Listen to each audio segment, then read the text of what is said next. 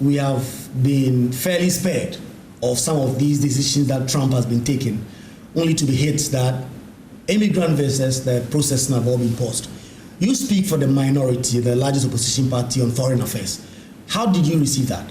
Well, very disturbing and extremely concerned. It's most unfortunate that Ghana is being targeted in a manner that we have been. And I think it's early days yet. We don't have the full facts, and therefore we have to be careful how we comment on these matters. But quite clearly, we will have to admit that the United States of America is a very important nation. It's a superpower. There's nothing one can do about it. And secondly, the bilateral relations between Ghana and the United States has been historic and also important. But I should say also that over the years, it's been strong, extremely strong. I mean, you recall under President Kufuor, the Millennium Challenge account, you will compact.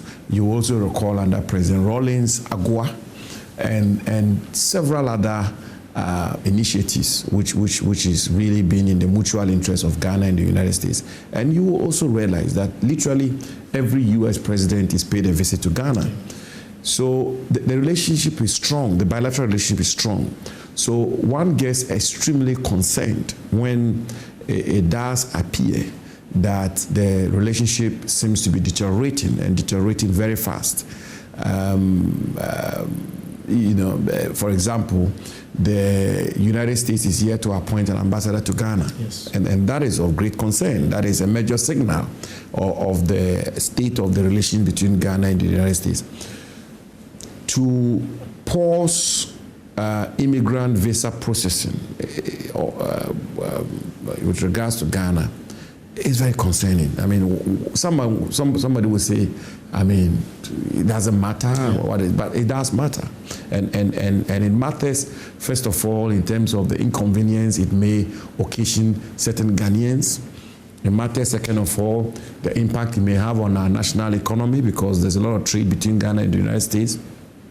Thirdly, and perhaps even more importantly, it matters vis-a-vis the broader bilateral relations between Ghana and the United States. And I want to conclude on that point by just cautioning, even whilst we are restraining ourselves into getting into details and coming to conclusions, that the foreign policy posturing of the government is one that I believe the government should take a second look at. And I give you two examples. Yes. The first one is the whole Middle East conflict and how the government is postured publicly.